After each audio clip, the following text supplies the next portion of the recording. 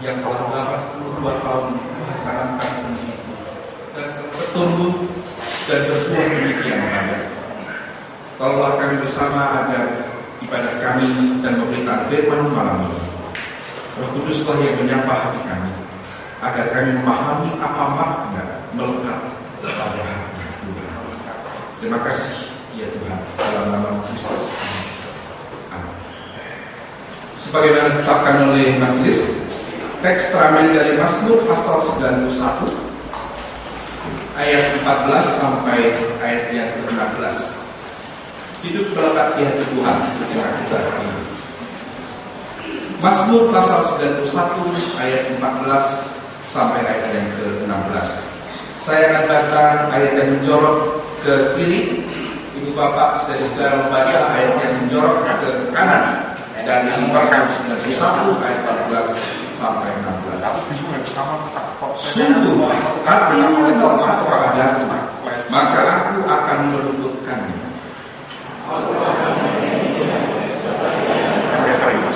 Bila ia berseru kepadaku, aku akan menjawab.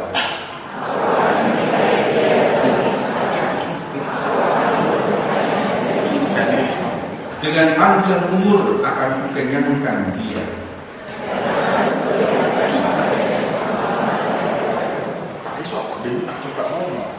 Saya besar di gereja ini dan saya mendapat pesan banyak tentang gereja ini. Salah satu yang besar adalah gereja ini Jepara adalah the singing church, gereja yang bernyanyi. Saya sudah bilang ke Pak Agus mungkin berdiri sebagai jembatan yang hadir di tengah persembahan. Pak Agus dan Bu Dewi dan Dea, istri dan anaknya di sini. Saya cerita pada mereka tentang gereja Jepara. Salah satu yang saya bilang adalah gereja itu punya banyak sekali paduan suara, suka menyanyi. Semua komisi punya paduan suara, suka menyanyi. Nah saudara-saudara, orang punya alasan kenapa ia suka menyanyi. Mazmur ini lagu. Saya mau cek dulu beberapa lagu yang mungkin disukai oleh Anda semua. Pak Pendeta Selamat, apa lagu kesukaan Anda? Terserah mau lagu bebek atau sekali barangkali ya. Pokoknya lagu yang Bapak suka. Aku berserah.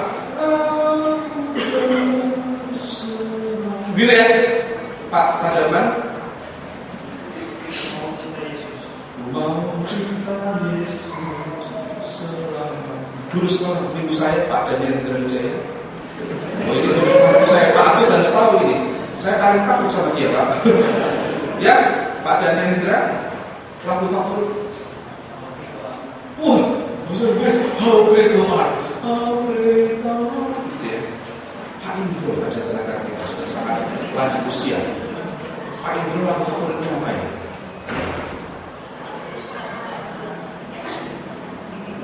Lagu yang disukai.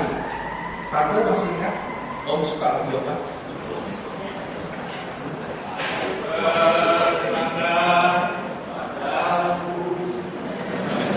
Aku bersandar pada Tuhan. Ya. Terima kasih. Satu lagi, saya mau tahu lagu favorit dari guru sekolah ibu saya yang lain. CPE. Ada nggak teman-teman kita? Mana CPE ini? Busway. Pak Busway sono. Busway itu seperti Busway sembilan. Busway sono lagu favoritnya apa? Ada satu solatku. Begitu ya. Nah saudara-saudara, saya beritahu teorinya. Orang itu menyukai suatu lagu ada dua sebab. Pertama dari segi kejiwaan. Dari segi kejiwaan menurut ahli namanya William James, ada dua jenis orang. Yang pertama disebut kelompok healthy mindedness. Healthy mindedness itu dia menganggap dunia ini baik-baik saja, oke semuanya. Dia suka dengan optimisme. Dia melihat segala sesuatu baik. Biasanya orang semacam ini suka lagu-lagu yang meriah tentang penyertaan Tuhan, tentang how good thou art dan sebagainya. Ya itu kelompok healthy mindedness. Kelompok Kedua, namanya tidak enak, tapi jangan salah. Namanya memang sick soul. Namanya ini, jiwanya sakit. Tapi maksudnya begini, bukan sakit jiwa, bukan. Maksudnya adalah orang yang melihat dunia ini penuh dengan pergumulan, penuh dengan ancaman. Dia di dunia ini bergumul, cemas, dan dia mendapatkan kekuatan dari macam-macam hal, misalnya dari Tuhan. Orang yang semacam ini sangat suka lagu-lagu tentang keberserahan. Nah, contoh Pak Slamet itu jelas seksual.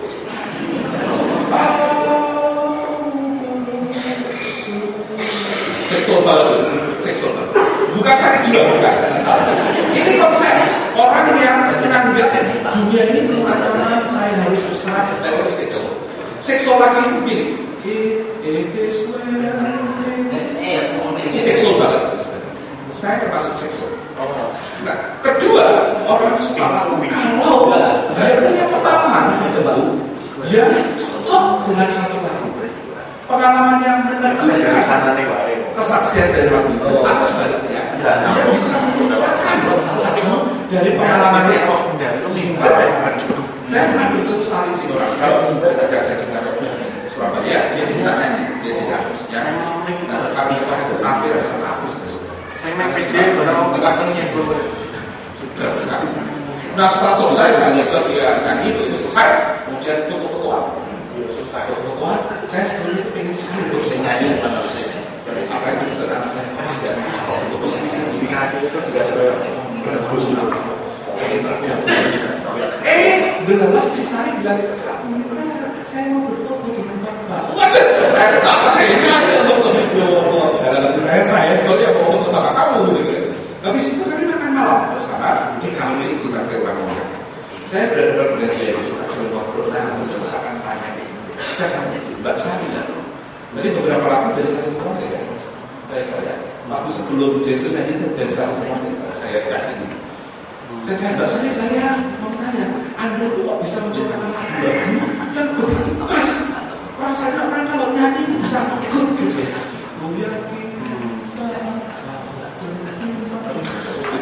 Lagu cocok. Saya tidak bisa musik Bapak. Saya tidak bisa bercanda. Nah, terus gimana Bapak bisa macam-macam begini? Saya itu modal saya itu yang tertentu.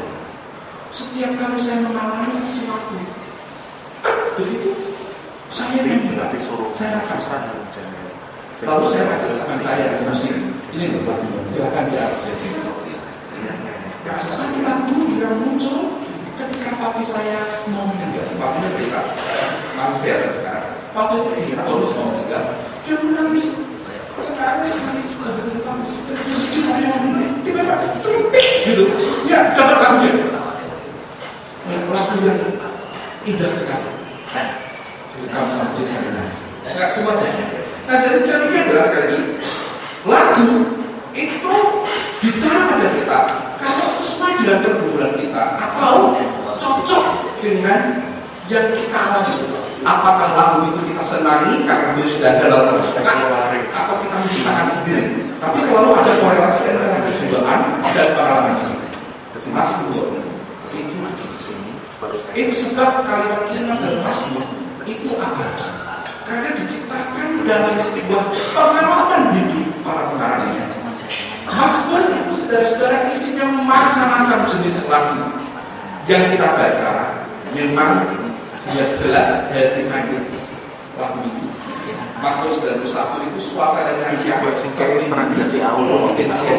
dan teologinya pun Allah akan menjaga, akan menyertai, akan memberikan panjang umur, akan memberikan keselamatan. Allah akan menjawab kalau si termasuk berdoa. Suasananya positif. Nah, tentu saja kita setuju. Kita senang kalau Allah menjawab doa kita. Malah kita senang kalau kita mendapatkan hal-hal yang tak terduga. Tadi saya disebut pengertian dalam saya paham. Saya komentar, ini kok habis hujan. Itu tidak perlu sekali. Sudah tanya orang yang ngomong. Oh iya soal, oh iya, betul. Aku dapat cerita Ayo itu maju, rego 100 juta, ngedemo dulu rego 400 juta. Kita semua kan perhatikan begini. Wah, selamat ya. Tapi dalam hati, apa giliran? Nah, suasana seperti begini itu maksudnya itu cocok. Cocok, coba lihat. Sungguh hatinya melekat kepada itu, aku meluluhkannya, aku membentenginya. Apalagi sebelumnya, kalau ada baca sebelumnya, ayat sebelumnya, itu suasananya luar biasa, saudara-saudara. Walau 1000 orang terbang di sisimu, 10.000 sebelah di kananmu, tapi di kirimu, tapi tidak akan menimpamu malapetaka ayat itu. Tuhan adalah perlindunganmu yang maha tinggi, tetap Tuhanmu malapetaka tidak menimpa engkau. Malaikat-malaikat itu akan menjaga engkau di segala sisi jalan. Ayat yang sebenarnya Bapak semua semacam ini kita suka. Namanya providensia dia melindungi kita dari segala macam. Tetapi jangan Mazmur itu ada banyak dimensinya, ada banyak. Bahkan Mazmur yang semacam ini, Mazmur 91 yang kita sukai, karena Allah melindungi kita, menjauhkan kita dari segala macam kejahatan itu dan malapetaka itu, tuh bisa diajukan pertanyaan kritis. Misal begini, ada pernah dengar cerita bukan? Saya yakin pernah tersebar cerita, ada 2 orang pendeta ikut sidang di Sidoarjo, naik bis, tabrakan bis, semua mati kecuali 2 orang ini. Semua mati kecuali 2 orang ini. Itu teologinya Mazmur 91. Langsung, walaupun 1000 lebah di sebelah kiri, 10.000 lebah di sebelah kanan ini, maka harus sabar. Haleluya, bosan kan? Tidak terputus sama orang yang lain. Jadi pokoknya yang lain mati tidak apa-apa, ada selalu sebenarnya yang yakin. Ini ada pertanyaan, tapi juga ada kisah. Ada juga kisah di mana teman pendeta pelayanan tabrak, dia mati, yang lain tidak. Ayo gimana aja? Hanya dia yang mati, tabrak bus, yang mati yang dia, yang lain tidak. Lalu ada jawabnya kan rest. Nah, jadi kita tuh gitu loh, ada kata itu. Jadi kalau pas cocok, selamat, parah, yang lain dalam satu situasi yang sama celaka kita tidak ayatnya ini, Mazmur 91. Nanti kalau dalam hal tertentu kita sebenarnya celaka yang selamat dan ayatnya lain. Nah, sebenarnya kita punya ayat kita menikmati sebuah Mazmur dan sebuah ekspresi iman. Dia bukan resep. Bukan resep dokter, dia itu ekspresi. Seperti Sari itu ketika akhirnya mau mati itu lagunya itu. Saya kira baca di sini ya. Ini dari Singkong. Ibu Terana. Kalau sudah orang itu lagunya kayak nggak jadi. Jadi maksud saya, Mazmur itu sebenarnya ekspresi religius. Bukan rumus teologis yang bisa diambil keluar dari konteksnya. Bisa juga, tapi tidak boleh dikuplak begitu. Kita lebih fair kalau mau mengakui Mazmur adalah ekspresi beriman tentang Tuhannya. What kind of God Allah macam apa? Saudara-saudara yang kasih, saya ingat khotbah terakhir saya di Kampus Parang adalah menjelaskan 3 jenis what kind of God. Nah, biasanya enak dari baca tamu itu begini, jemaatnya lupa. Tapi coba saya cek dulu. Saya cek dulu. Ya kan? Mobilnya sudah berdoa, ya kan?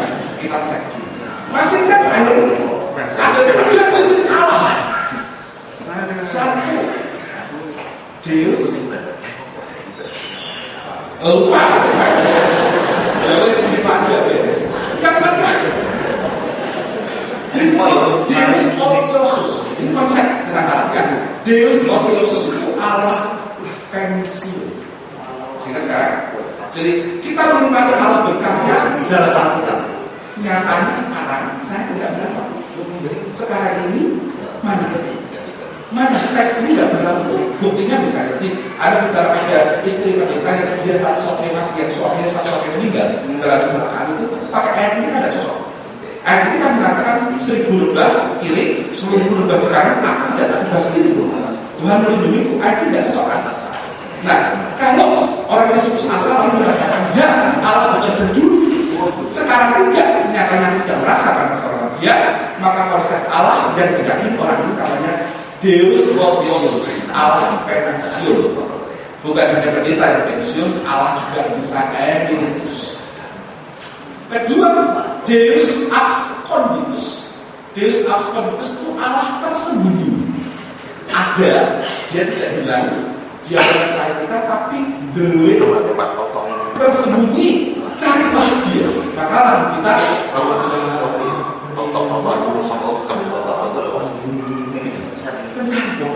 kehendak Tuhan.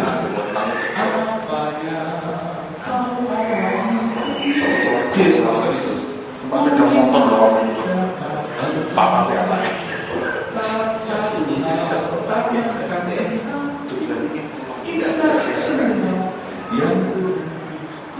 Begitu kan, sudah merendah sekarang kamu tidak tahu apa. Itu namanya Deus absconditus, Allahnya tersembunyi, harus dicari. Jika lalu suatu saat kita menemukan. Yang ketiga, Deus licens. Nah itu maksudnya sudah Allah kita gimana menjawab?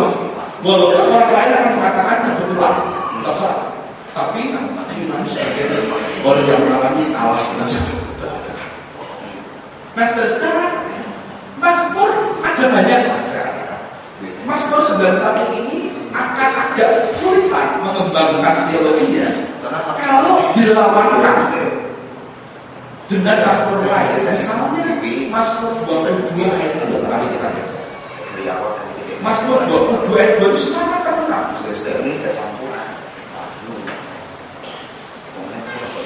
Saya bacakan Mazmur 22 ayat 2. Allahku, mengapa kau meninggalkan aku? Aku berseru, tetapi engkau tetap jauh dan tidak menolong aku. Remakan. Ini paling kasih tugas buat member mahasiswa teologi ini. Tafsirkan Mazmur 91, hubungkan dengan Mazmur 22. Pusing banget. Yang satu mengatakan, aku menolong dia. Dia tidak akan terjatuh. Aku membentenginya. Ayat 14 pasal 91. Kalau kita berseru, aku menjawab. Ayat 15. Pasal 22. Allahku, mengapa kau meninggalkan aku? Aku berseru, tetapi engkau jauh dan tidak menjawab. Ini adalah bagian ayat yang dipakai oleh Tuhan Yesus menurut versi Markus sebelum dia menghembuskan nafasnya di kayu salib. Eli, Eli, lama sabachthani. Nah, saudara, kalau kita lihat, yang mau saya katakan adalah kedua Mazmur ini mewakili pluralitas kejamaan ekspresi hidup orang beriman. Kita mesti melihat dua-duanya adalah bagian kita. Yakni kadang-kadang kita mengalami Allah menjawab doa kita. Tapi juga kadang-kadang kita mengalami sepertinya doa-doa kita tak dijawab, karena sepertinya Allah meninggalkan. Perasaan semacam itu yang dengan jujur diungkapkan sah dalam Mazmur. Boleh, karena Mazmur sekali lagi bukan rumusan-rumusan apa gereja, bukan rumusan-rumusan dogma, dia ekspresi religius perasaan umat ketika dia sendiri mengalami situasi-situasi aktual dalam hidupnya, sebagaimana yang dia alami sebenarnya yang saya ceritakan. Nah, saudara-saudara, kalau kita kembali fokus pada Mazmur 91, kita bisa menemukan satu teologi yang menarik yang menolong kita untuk menghayati ulang tahun gereja tentang kehidupan rohani. Ayat yang ke-14 itu saja kita baca. Sungguh hatinya melekat kepadaku, maka aku akan menentukannya, aku akan membentenginya sebab ia mengenal namaku. Dalam bahasa Ibrani ada dua kata yang sama yang dipakai. Saya akan bilang sedikit saja ya, tidak usah banyak-banyak soal bahasa ini. Yang pertama kalimat ki bi hasya. Ki karena, bi itu di dalam ku, hasya itu terlekat atau cinta. Jadi harapannya itu begini, karena di dalam kulah ia terlekat, atau karena di dalam kulah ia mencinta. Kemudian ada kalimat, maka aku akan menentukan. Kata yang kedua adalah kata ki juga, yaitu ki yada shem. sama-sama ki. Karena yada untuk orang ketiga, ia mengenal, Shem itu nama, Shem itu nama. Akhiran i itu my, possessive pronouns. Misal Eli itu Allahku, Eli nama sedangkan Allahku. Nama saya Daniel, dan itu hakim. Dani itu hakimku, Allah. Jangan macam-macam sama saya. Nah ini ki yada Shem karena ia mengenal namaku. Jadi ada dua ki di sini. Ki bihasya, ki yada Shem. Karena di dalamku ia cinta, karena ia mengenal namaku. Itu yang membuat aku akan membentenginya, aku akan meluturkan. Nah, di sini teologinya begini: providensia Dei, penyelenggaraan ilahi, penyertaan Allah dalam hidup kita terjadi ki bihasya jika kepada nyata di dalam Tuhanlah kita cinta, dan ki yada Shemi kalau namanya kita kenal. Nah, kata yada ini menarik, saudara. Mahasiswa semester 1 yang belajar bahasa Ibrani, kata kerja yang paling mereka hafal itu yada. Mengapa? Karena yada itu selain berarti mengenal, yada juga berarti berhubungan seksual. Nah, memang begitu nyatanya. Dalam bahasa Ibrani tidak ada kata soal hubungan seksual. Contoh, Kejadian pasal 4 ayat 1 itu kan begini. Mari kita periksa supaya Bapak itu tahu maksud saya. Kejadian 4 ayat 1. Bahasa Ibrani ya, PR kan. Kejadian 4 ayat 1 itu bunyinya, kemudian manusia itu bersetubuh dengan Hawa istrinya. Betul ya? Nah, itu bahasa Ibrani-nya begini. Wa apa Adam yadaiti et Hawa isto. Begitu. Wa apa Adam yadaiti et Hawa isto. Yada. Dipakai kata yada. Ketika diteliti kata yada itu ternyata maksud dari yada. Kenapa yada dipakai untuk menggantikan kata hubungan seksual yang tidak ada kata hubungan seksual dalam bahasa Ibrani? Maka kata yada alasannya ini karena orang yang berhubungan seksual suami istri itu pasti saling mengenal satu sama lain, sangat intens. Ya, kita mengenal amat sangat orang yang kepadanya kita menikah, lalu ada hubungan intercourse suami istri. Nah, karena pengenalan yang amat sangat luar biasa, maka istilah hubungan seks dipakai kata yada. Sekarang kita kembali ke Mazmur. Di Mazmur 91 ada kata ki yada Shem. Karena ia begitu tahu akan namaku, ia begitu intensif mengenali namaku. Tidak ada yang tersembunyi dari namaku. Seperti suami istri tidak menyembunyikan apa-apa dalam hubungan seksual. Karena begitu intensnya mengenal aku, maka aku melindunginya. Nah, itulah teologi. Perlindungan Tuhan diberikan oleh Tuhan kepada mereka yang dua kualifikasi. Satu, ada di dalamku cintanya dan mengenal dengan intensif namanya. Jika dua hal ini dialami, maka Allah melindungi orang itu menurut pasal 91. Saudara-saudara yang terkasih, pertanyaannya kemudian begini: kalau Anda sudah dilindungi Allah, kalau Anda sudah mengalami Allah sebagai Deus Presens sepanjang sejarah hidup bergereja dalam 2 tahun, sepanjang hidup berumah tangga masing-masing, sepanjang hidup pekerjaan masing-masing, naik turun gunung dalam studi masing-masing, so what? Terus apa? Jika Allah telah terbukti menolong, telah terbukti melindungimu, karena engkau ada di dalammu, karena engkau mencintai Tuhan dan engkau mengenali Tuhan, so what? Lalu apa? Mestinya maksudnya adalah kita menjadi agen-agen providensia Dei. Kita karena kita diberkati dan diselamatkan dan dilindungi, maka hidup kita berubah. Harusnya begitu. Hidup kita menjadi hidup yang tidak sama dengan dulu. Saya selalu ingat Pak Aristarkus kalau ngomong soal begini. Pak Aristarkus, mantan ketua saudara kita, itu dulu Muslim. Muslim, dia orang Kudus. Sekolah di Satewacana, jurusan hukum, ketemu dengan teman-teman Pak Beno, Pak Abdi, dan semua teman-teman di Salatiga tahun 69-an jadi Kristen. Nah, Pak Aris baru saja dalam konven pendeta kemarin di sidang raya, dia mengatakan begini, saya itu mengalami bahwa Tuhan begitu baik pada hidup saya. Oleh karena itu, kalau hidupku masih dijalankan, itu ya karena saya bersyukur. Sebenarnya, semua pelayanan saya sebagai dulu ketua Sinode, sekarang sebagai rektor Pekrida periode kedua, dengan segala macam pencapaian yang luar biasa, kita mengenal Pak Aris, orang yang baik sekali dan sangat hebat. Itu tidak lain adalah karena saya bersyukur. Kenapa bersyukur? Ya karena Tuhan sudah menyapa saya. Hidup itu syukur, ucapan syukur. Oleh karena itu, untuk apa saya mengeluh? Lalu dia mengkritik begini, dia mengkritik para pendeta. Kalau para pendeta masih suka mengeluh, mungkin kurang bersyukur. Maksudnya kurang menghargai syukur eksistensial, ya. Syukur yang mendalam karena Allah melawat hidup. Harusnya kan begitu.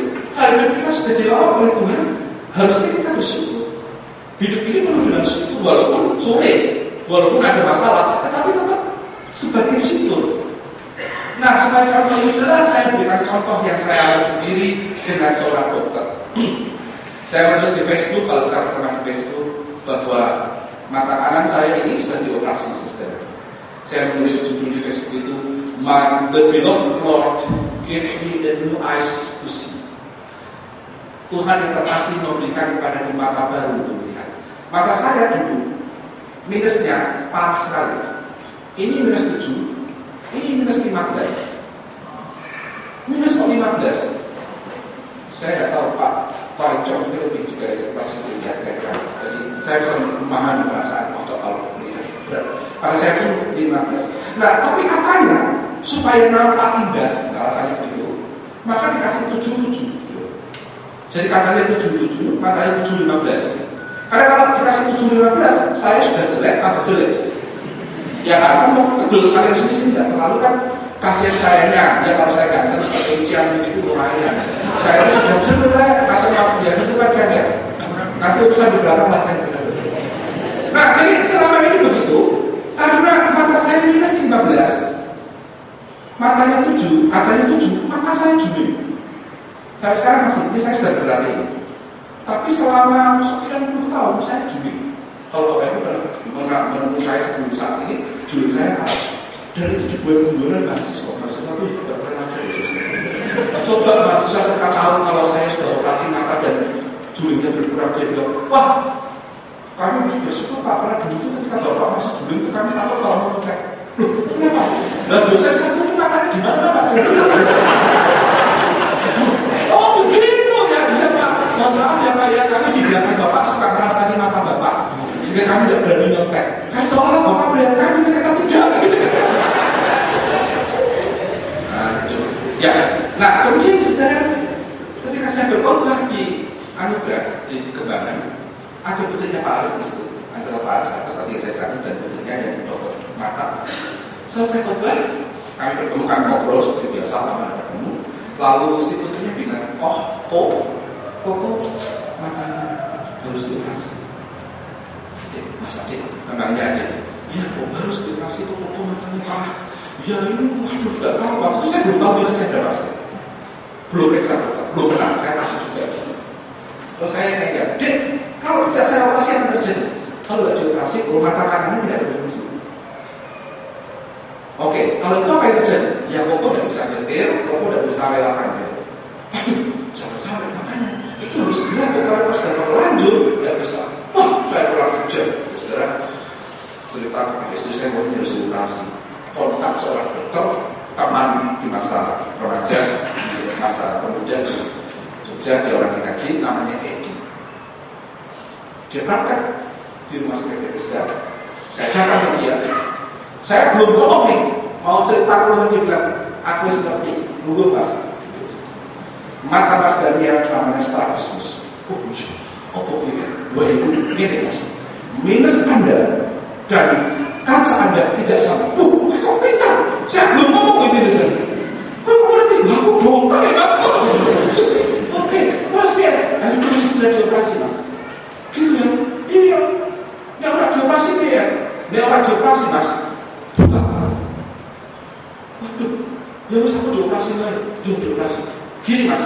Ini rasi terlalu parah matamu ini. Coba diperiksa saudara. Diperiksa, ya ampun mas Daran, minus 15 loh dengan. Saya nggak minus 15, luar biasa. Harus dioperasi mas, supaya judulnya berubah. Oh iya, udah saya tanya, berapa? Ya. Terus kalau saya pikir, orang aku ngerti supaya siap-siap kalau itu ganti saya mau tahu siap-siap. Saya sudah tahu bocoran dari anaknya Pak Aris sekitar 20 juta. Baru saya itu uang besar. Terus kalau saya pikir, sebutkan. Saya mau tahu supaya saya siap. Saya bisa minta kampus. Yo, sekitar 6 juta lah mas. Berarti dia tidak mau dibayar ya kan? Kan gitu kan? Iya toh. Dia bilang mas, di Indonesia ini yang bisa operasi penyakit seperti mas Dani ya, lensanya dicopot mas ya. Diganti lensanya, cepot gitu. Itu namanya clear lens extraction. Ini mau tahu mas, dokter yang sama satu di Jakarta, juga di Jogja, termasuk aku. Iya. Syaratnya mau tahu mas. Aku semua operasi wong saya sukses kabeh. Kecuali siji. Terus dia melanggar syarat. Syaratnya apa? Catat ya mas. Orang-orang apa? Dioperasi tidak boleh gatal. Setelahnya tidak boleh gatal. Kedua, tidak boleh bersih. Iya. Ketiga, selama seminggu tidak boleh berhubungan seksual. Dia punya, dia oleh istri saya. Bukan aku saja itu kan. Dalam hati saya, bisa, gampang. Mau merawat batuk, merawat bersih, merawat berhubungan seksual, bisa. Yes. Pendek kata dioperasi 20 menit, lalu menjadi minus 1 sekarang. Jadi saya bisa melihat Anda itu jelas Ustaz. Dulu biasanya kan kalau saya bekerja di sini tidak setok, sekarang cukup banget. Oke, kebangan ini kita balik. Ya. Kemudian setelah itu mas, ini operasi sudah tinggal 1 minggu. Ingat syaratnya 3 tadi ya. Orang waktu, orang wahid, orang berhubungan seksual. Ya, betul. Ternyata inilah yang namanya manusia itu. Nek dilarang malah pengen. Pakai. Saya itu sudah mengerti ada bahwa kebutuhan dua pengetahuan ini. Itu jadi orang dilarang kenapa? Begitu dibilang semua buah di taman ini boleh kamu makan, kecuali ini, itu malah pengen. Loh saya itu seminggu sampai pusing kepala saya. Kok gak boleh buat saya semua ini? Istri saya karena biasa juga ada katakan sering pergi kalau kemana 1 minggu, 2 minggu, aku dibantu dengan 3 bulan, 6 bulan juga dapat itu kok. Iya. Sekarang kok apa? Begitu dibilang tidak boleh itu malah pengen berat sekali. Tapi akhirnya saya berhasil sukses. Setelah tolong itu Yesus. Tapi mau saya ceritakan nih, ketika bayar kayak gitu, keren. Dia dokternya memang dia nggak boleh bayar. Nah kemudian saya bingung, bagaimana cara saya membalas kebaikannya? Bagaimana cara saya membalas kebaikannya? Tapi dokter 1 dari 3 dokter yang bisa melakukan itu, nol. Saya hanya bayar biaya lensa jelnya yang mahal total 6 juta sekian. Dia sendiri tidak mau dibayar. Ingin cara dibayar? Facebook. Saya tulis cerita di Facebook. My beautiful Lord give me a new eyes to see. Melalui dokter ini langsung ceritakan. Sejak itu dokter edukasi mungkin banget pendeta kabeh.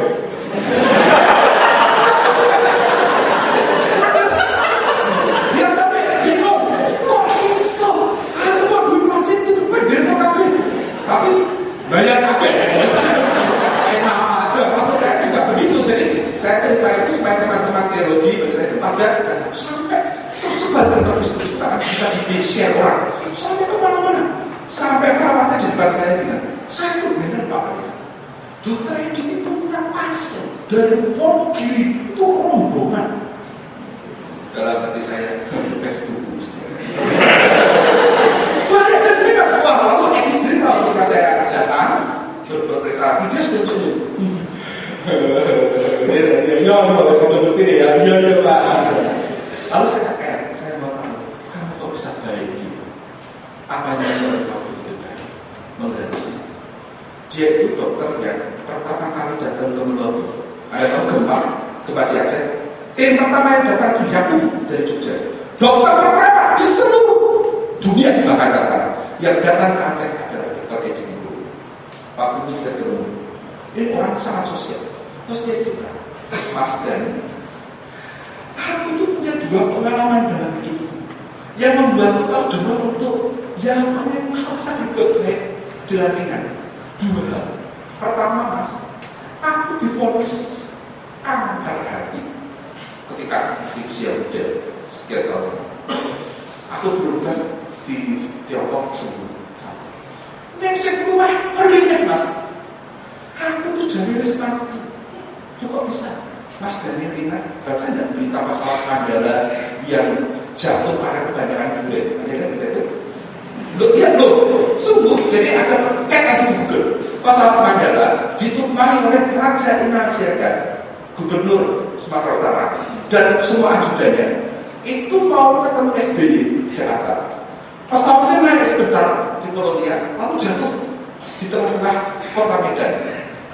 Jatuh dan bau durian banyak sekali. Diduga, nah orang tidak menyebut tapi asap-asapnya adalah overweight durian. Itu ada hubungan dengan itu. Dia cerita begini, waktu itu di hari yang sama, aku harusnya ada di pesawat itu. Aku harusnya ada di pesawat itu. 30 menit sebelum berangkat, ada seorang pegawai ajudannya Raja Inasiaga, gubernur itu, datang ke saya dan bilang, Pak, mau kita tukar tiket. Loh, kenapa? Saya tuh harus menyertai Pak Gubernur ya Pak di pesawat Mandala mau ketemu Pak SBY.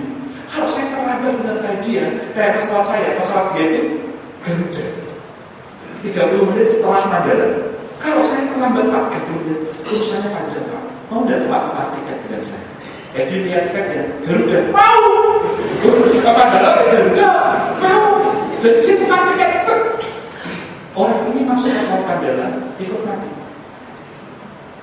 Edi bilang, Mas, kenapa aku itu masih ada di daftar penumpang yang meninggal? Iya, ketika terjadi kesalahan diumumkan daftar ada dokter Edi Nugroho. Itu aku orang tukar tiket di bapakku, Mas, aku mati. Jadi kalau aku sekarang masih hidup, hampir Tuhan Mas Dada. Jadi yang melakukan padamu orang kau pakai dengan yang dilakukan Tuhan pada. Coba. Itu saudara-saudara maknanya. Jadi kalau ada dilindungi Tuhan, ada disertai Tuhan, jangan memonopoli. Tanyakan pada dirimu, so what? Lalu apa? Kalau Tuhan menyertai saya, Tuhan melindungi saya dari bencana, Tuhan menolong saya dari segala kesulitan, sekarang saya selamat, karis sambil kau lajeng menolong. Semua apa yang harus mengekspresikan sebagai responku akan terjadi. Kalau Tuhan sudah memberkati GKI di Jepara sejak zaman kau menggandeng dulu 82 tahun lalu sampai sekarang, harusnya hidup kita juga meresponi karena Tuhan bersyukur seperti yang terjadi pada Edi. Dia tahu harusnya dia sudah mati. Tuhan menyelamatkan dia begitu ajaib dari saat kanker, terutama dari tiket tadi 30 menit. Itu sudah berubah.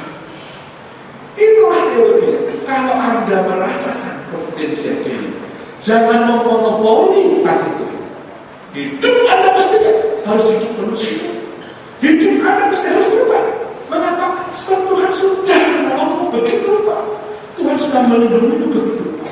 Orang yang mencintai Tuhan ki bihasyah.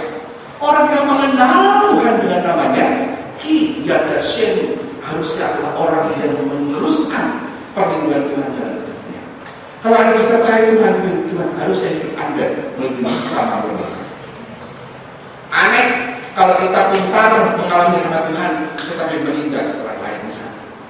Aneh kalau kita pintar bersyukur akan benar-benar Allah tetapi menghambat kemerdekaan atau kemajuan orang lain misalnya. Harusnya hidup kita menyalurkan syukur, menyalurkan providensial.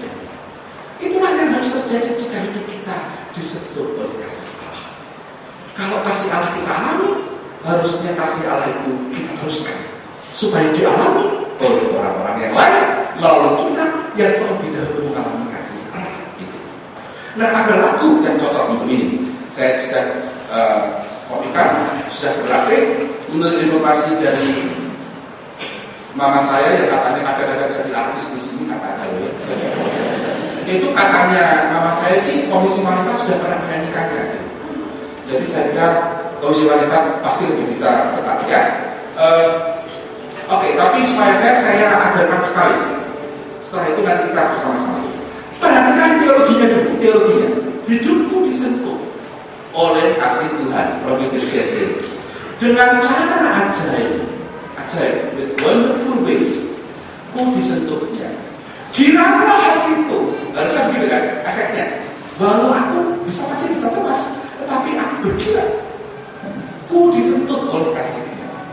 Kasih besar Tuhanku menyentuh hidupku, lebih besar dari kasih yang dunia berikan dan dunia beri. Seluruh hidupku syukur, ku memuji Tuhan. Mengapa? Karena ku disentuh oleh kasih-Nya. Nanti ada ayat 2 ini. Ini ayat 1 dulu saya cekkan ya. Yuk.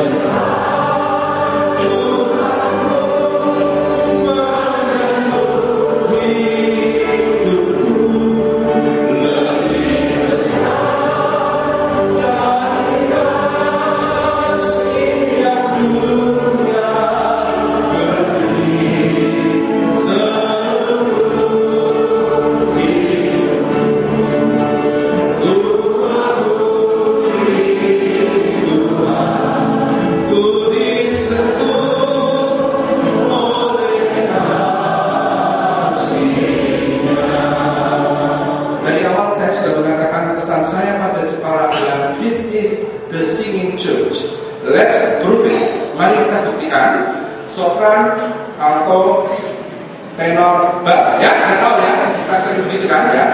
Sopran,